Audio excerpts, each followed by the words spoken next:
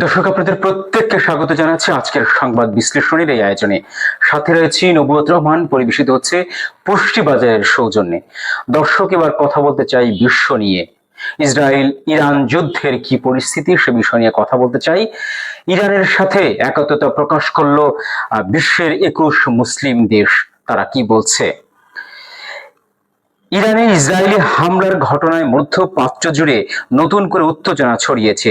এই অবস্থায় ইসরায়েলের বিপক্ষে গিয়ে ইরানের পক্ষ নিয়েছে 21 মুসলিম দেশ।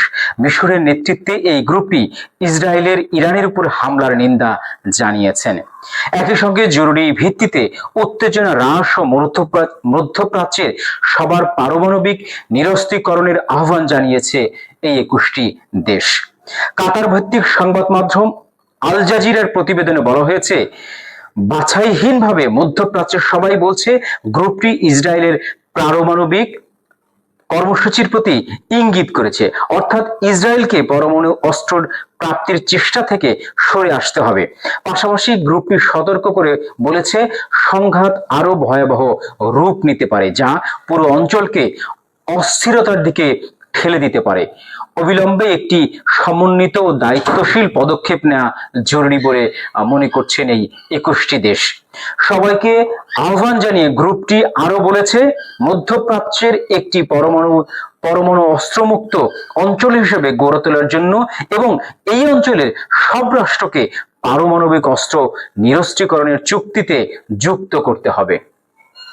দর্শক, গ্রুপটিতে স্বাক্ষরকারী দেশগুলো হলো Al Jazeera, Bahrain, Brunei, Chad, Comoros, Djibouti, মিশর, Gambia, Iraq, Jordan, Kuwait, Libya, Mauritania, Oman, Pakistan, Qatar, Saudi আরব, সুদান, সোমালিয়া, তুরস্ক এবং সংযুক্ত আরব আমিরাত। মুসলিম বিশ্বের অনেক দেশ যে ইসরায়েলের সামরিক তৎপরতা ও পারমাণবিক অস্ত্র বিতর্ক নিয়ে উদ্বিগ্ন এবং তারা এই অঞ্চলকে শান্তিপূর্ণ ও নিরস্ত্রীকরণমুখী রাখতে চায়, তা এখন দিবালোকের মতোই সত্য। দর্শক, সবাই কিন্তু এই যুদ্ধের বিপক্ষে রয়েছে, কি বুঝতে পারছেন? শুধুমাত্র যুক্তরাজ্য, আমেরিকা এবং ইসরায়েল দুজনের পরস্পরের যোগ সারসেই কিন্তু প্রত্যক্ষ এবং পরোক্ষভাবেই কিন্তু ইরানে হামলা চালিয়েছে, এটা কিন্তু আমরা সবাই বুঝতে পারছি। এখন মধ্যস্থতা করছে যুক্তরাজ্য। তাহলে কি বোঝা যাচ্ছে? তাদের ইন্ধন রয়েছে, আবার তারা সমঝোতা করতে চাচ্ছে।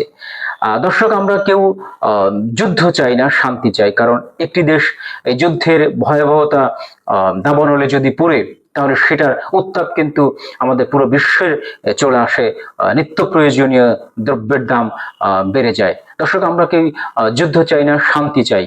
শান্তির এরকম একটা বার্তা নিয়ে আজকের আয়োজন এবং সংবাদ বিশ্লেষণ শেষ করছি। দেখা হবে আগামী আয়োজনে।